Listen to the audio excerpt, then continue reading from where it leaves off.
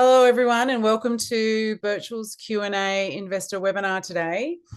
Before I introduce our fabulous founders today, I would like to acknowledge the traditional owners of the land I'm beaming to you from. Birchal is based on the lands of the Wurundjeri people of the Kulin Nation, and we pay our respects to their elders past, present, and emerging. These webinars are a terrific opportunity for our potential investors to engage directly with our founders. And the way today will run is that our fabulous founders, who I'll introduce you to in a minute, will present a pitch deck to you, and then that will be followed by a Q&A session. So anybody who's attending this webinar can just pop a little question in the bottom. There's a little bubble at the bottom of the screen. And we can address those questions at the end of the presentation. So today we have our fabulous founders of Globe Glider. We have with us today Josie Stockdill and Benjamin Newman, and they have basically created this amazing product that will be helping babies all over the world. And I, for one, am particularly excited about it. And so without any further ado, I'll hand over to you, Josie and Ben, to tell us all about it. Thank you. Take it away. Hi, hello. Thank you so much for being here and giving us the opportunity to pitch Globe Glider. Yes, thank you, everyone. So the concept came about because of our newborn and Josie traveling interstate and her disaster stories. Oh, yes. So I was traveling for work and to visit my family many years ago. And after one or two terrible airport experiences, I wanted to buy one of these. And I looked online and couldn't find it. And I let Ben know, who's a product designer. He thought, this can't be right. And we then came together with a concept. So my concept was very broad and Ben's been refining it. Yes, so my background is industrial design. I've been an inventor and a product developer for 25 years. I've had some success stories. Originally, I started with brake boards in 1999, and I actually took my concept from foundation to market to distribution and to exit. I exited in 2022 and sold to a US skate brand. Yeah, so my background is a digital production specialist, and I work on major campaigns in the preschool space and audiences across Australia. So it is my favorite demographic to work with. So Josie and I brainstormed at the very beginning what would be the best stroller case combination possible. And of course, we wanted to meet standards. So we will be focusing on all the features that a stroller would require, like brakes and harnesses. But particularly, we were going to focus on newborns. Yes, so we want this to go from newborn up to 17 kilograms. For me, I was very fussy about it looking cozy and the fabrics and if you're able to have a nap in it. And then also about safety. So that's been quite a process. We've been working with, what was his title? It's INPURGE, the Infant Nursery Products Association, and they've been helping us, guide us with the design and making sure we're aiming in the right direction for commercialization. So far we've been working with, we have a stroller factory in China and we have an agent there, Russ, as well. So we've been working with their engineers after Ben's engineering to really refine everything. We've been bringing the safety experts on from the very beginning, and then we will be able to get through the final safety check on the official safety check after tooling and that initial manufacture. Yeah, certification comes after you do tooling and your product is fully manufactured and tested then.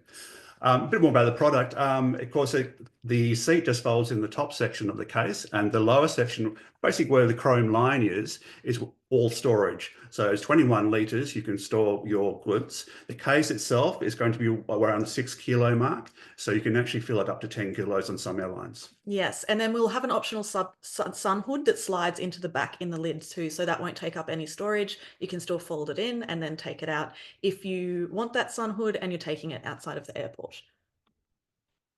Okay, I'm big on patents. That's how I was successful in selling my last business, as I had an international patent, particularly US, China, etc. So very early on, when we came up with this concept, we lodged provisionals and we were granted Australian patent. And since then, with our angel investors, which we got very early on, we have expanded the patent range with all the major commercial regions. So the market is a really big market. So there's a total world baby goods market estimated by Grandview at 121 billion. The third category in that is the baby travel and convenience. So it's a very big bucket to be in. And the demographic really consists of new mothers, but also, parents, grandmothers, baby showers, and we are able to target those through social media and an e-commerce what would we call it, structure, if we choose to go that way. So one of the great things about the design that I'm super happy with from my perspective is the polycarbonate shells and anodized aluminium frames can be effortlessly adapted to new seasons, new colors, and to be updated, as well as the fabric. So we do know that in the baby goods market, a huge part of the profit and upsell is that after a year or two, you can refresh and enliven the product, or because we know that it's really high quality, if one mum passes it to her little sister and it's looking a bit battered because it's been on lots of trips, the little sister can then buy the new fabric insert or look at a color upgrade. The polycarbonate shells are your classic heavy-duty, hard-wearing shells of all luggage. So I've used the structure of a traditional carry-on piece of luggage, but with the aluminium frames, and makes it a rigid, solid, very robust product. And I do believe you said the polycarbonate, we can also get different textures and patterns. Yeah, so polycarbonate's a vacuum form technique, which you can put textures, prints, anything. It's a very flexible medium. So it's lovely to have that from a marketing and sales perspective, and longevity and long tail of the product into the future. So we've done some market testing. This is Josie's expertise, and we did some trial runs, and actually the trials runs with this campaign now. We're finding that the click-through rate is through the roof. Yes, so we did a brief promotional campaign wanting feedback and advice, which is obviously we just want to get this out there and get as much feedback and advice. I think every single person said they want a cup holder, so we've got to figure that out. Yes. The ad was specifically targeted at new mothers on Facebook, and the outcomes were fairly remarkable, with a click-through rate 20 times higher than the average for baby products. So it was a very small test, but we were very happy with that. And then the next test is now launching on Birchal. Yes, yeah. So our plan to market. So at the end of this raise, we are going to finish the tooling, which is about $190,000. It's the injection molding parts, and we're going to produce the first 500 units. The factory has said that we can do this, and we're going to sea freight them to Australia and sell direct to our Australian customers at full retail price. We've already established unit cost with the 500 unit run at 130 Australian dollars. So this means we can do wholesaling as well. So there's a potential that we can go into brick and mortar quite easily, because our wholesale price will be only around the $250 mark. Retailers want 100% markup, so the retail price would be $499 potentially. Yeah. So our strategy of getting the first 500 units to Australia is we know that it will be beautiful and everything will be amazing, but we actually want to get our hands on basically every unit and feel very comfortable with what we're sending out. Those first units will be in muted colors, so we'll be going for blacks and grays. Talking with industry, people have been very generous with their advice, had lots of conversations, and apparently the colors are fantastic for marketing, but they don't sell as many as muted colors. So we'll stick with that, make sure everything is working perfectly, and we'll get it out within Australia. So if there were to be any issue, that we would have that in control before we scaled, and we'd feel super confident before we expanded to our next markets. Yes, so in 2026, we'll be heading out to the international trade shows, Hong Kong, LA, well, no, not LA. Well, yeah, I don't know. Not doing LA anymore. Cologne, yes. And hopefully we'll be looking at licensing and distribution deals. Yeah, so we've got a really big trade show in Hong Kong early next year, and then in September or October, we have the Cologne Baby Fair, which is a huge opportunity to be talking to international distribution. We have had, with our early market testing, very high interest through Asia and Europe. And then, we will see what happens with the US in the future and tariffs, and just let that settle down. We've got plenty of time before exploring any licensing opportunities with the US market. With our design, the benefit is that the tooling and how it's made is relatively simple. So if the future of the US is making it on the ground there, we can explore a factory. Yeah, it's just injection molding and vacuum forming and aluminium parts. It's very simple. So we'll see, but we're absolutely in no rush for the USA, which is a relief. Yeah, so once again, so we're going to, straight after this raise, we're going to finish the tooling. We've already done the case components. We just need to do some of the wheel, what are they called? Injection molding parts. Yeah. This is about 65 days to finish. And then we make our first production samples from midway through the tooling. And we can actually start using these to get the certifications we require. So they go out for testing, we make changes, and then we can do our first production runs of 500 units. And we're going to start pre-sale in the end of 2025, and stock will be available in early 2026.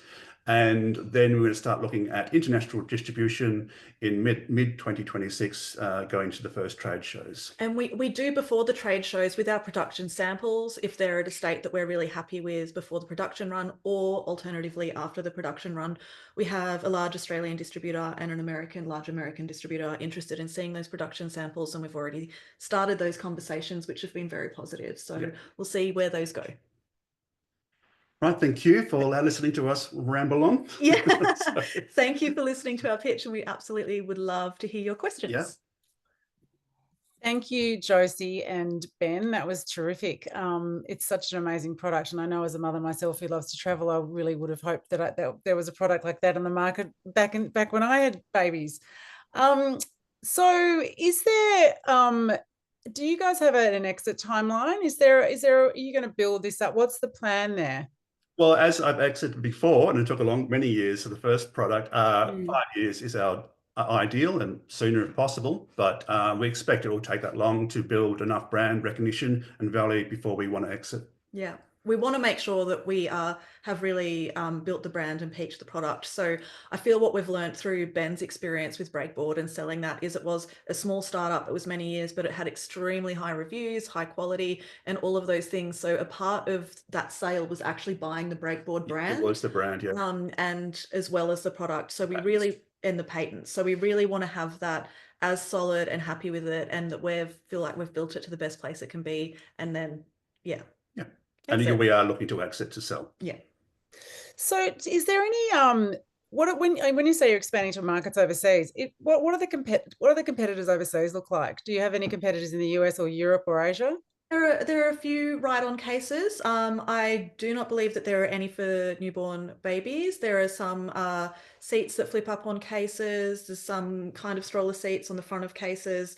There is a ride-on case for toddlers. It comes in lots of crazy colors and has animal faces. And that has sold very well, but that's an older market from us. So it is an area that's really exploded over the last 10 years, though no one has gotten into the newborn space yet, I believe. So you believe you're the global first when it comes to this kind of a product for newborn with from zero. Yeah. From zero with full recline and those like accredited safety. Yeah. We haven't got them yet. We don't have them yet. If we will. Well, we've been working very hard with our professionals to design the product to meet those accreditations, and they will be done once the first samples are produced. Yes, so the accreditation for a newborn is that it has to have the safe, flat, recline and head barrier. Yes. Yeah, so our design meets that, and we will see where it ends up. It will end up. Amazing. Are you offering any investor awards with this launch with Birchal? Certainly product samples for over 5,000, I think we've discussed. So first unit as a sample to help us promote, guys. Yeah. So we would love for the slightly higher retail, so anything over 5,000, we would love to be able to send an early product to and have you take it to the airport, use it, give it to your relatives, all of those things. We would just love for it to be out there and to get as much feedback and make it as amazing as it can be.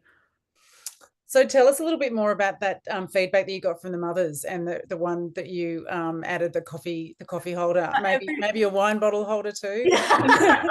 But yeah, that's really interesting to get that feedback from What was the the most community. common request? Yeah, cup holder, and I'm like, oh, it's a hot coffee. So we've been researching that. We do have quite a broad handle, and that would just be an extra little tooling part. We've had that feedback. People are very interested in the amount of storage. We've been having a lot of conversations in how you legitimately use this product. So my dream is, and if I look back to how I used to travel, is that you have the baby in the case, in the lid, and you have everything you need for baby on holiday. You have your nappy bag, which we would love to sell through our e-commerce, a branded nappy bag that has the things that you need for on flight. So you have your bottles and nappies and things that you're going to need in the next few hours.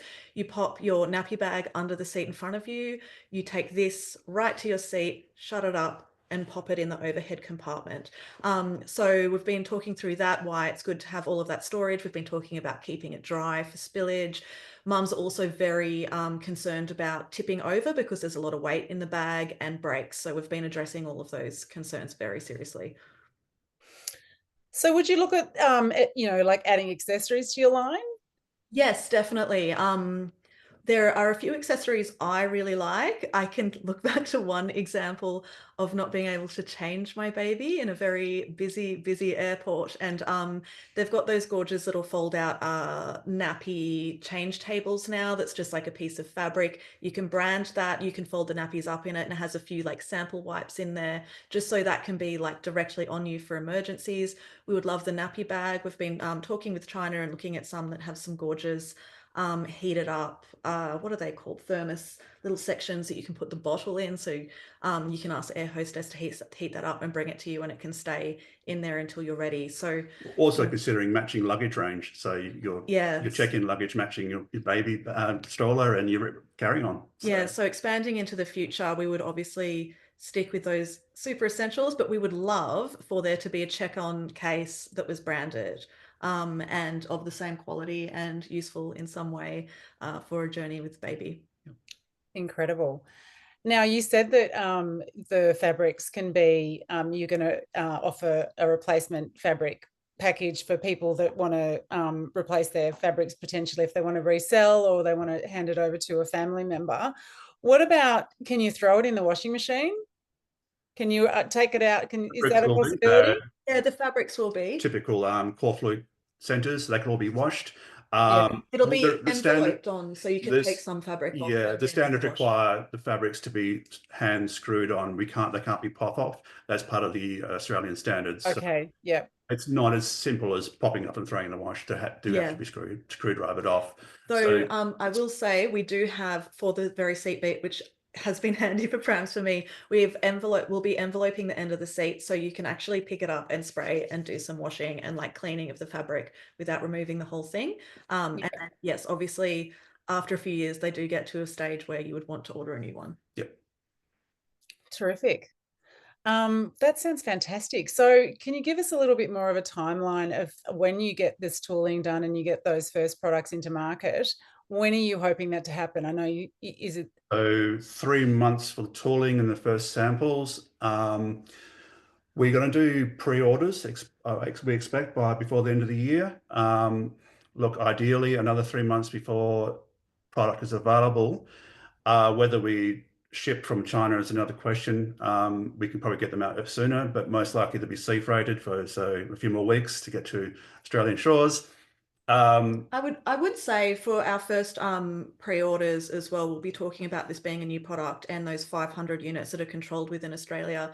We're really looking to get them out properly and for them to be amazing, for everyone that has them to be enjoying them. So our first production run of 500 will be the first line, but then we want to be happy with that before we start getting those larger order requirements in and expanding globally. So from a lot of our conversations we've been having with maybe, baby goods distribution, is there are things like people break wheels. You want to be able to have mum or dad replace that really easily and just post it to them without the whole unit being defected. So we're going to really streamline that and make sure that we're super happy with it, getting out those 500, hopefully end of 2025, early 2026. Yep. And then when we know those customers are happy and those customers will be engaged in a way that they are on board with our journey, we would then be doing those bigger runs. And how long does a bigger run take? Like 65 days, was that? The turnaround, yeah, is about 65 Yeah. days for a big run, but it's usually the same. It's not much, do bigger runs, not much more to do. Yeah. Yeah. So you're going to do 500 in the first yes, production. that is Yeah. a small minimum. And then the proper scale will It's start. still for me, I've experienced in manufacturing, there's always something you got to change the first run. So we want to make sure we can change it quickly and easily and cheaply locally. We don't want to have any sort of recalls or having to ship out components or anything. Yeah. So the first run has to be perfect. And we have to know that we feel like we're scaling with something that we are super proud of, and that we know if there are any problems that come up and exactly how to fix them. Yep. We've been working with C&P Brands, which is a local distribution company. They've been giving us heaps of good advice on stroller servicing and what's required to, keep your customers happy. So we're really focusing on that. Yeah. Are you selling direct via e-commerce or just going through the baby distribution companies? No, we'll start with e-commerce and direct, and a part of our marketing campaign will be come on this journey. We're a startup and getting people involved in these early samples. And then after that stage, we are open to either way. So I have a background in digital media. I also have friends in the industry. So if e-commerce is really working, there's an example of Red's Baby in Australia that is just a fantastic company model, so we are very open to that. Likewise, we'll be making sure we're keeping all of those conversations and avenues open, going to the baby fairs and just seeing what the smartest path forward is for us at any given time. Terrific. That seems to be all for the questions at the moment. Has anybody got any further questions? No, I think that's about it.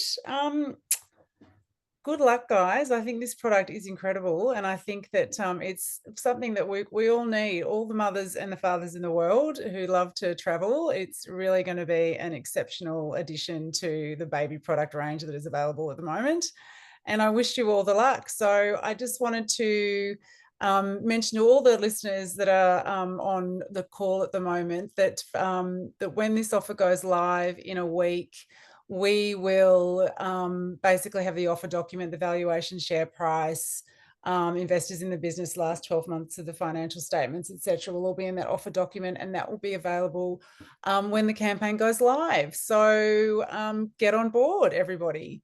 Thanks again, Josie and Ben, and good luck with your campaign. Coming to have a listen. Thank you so much. Thank you.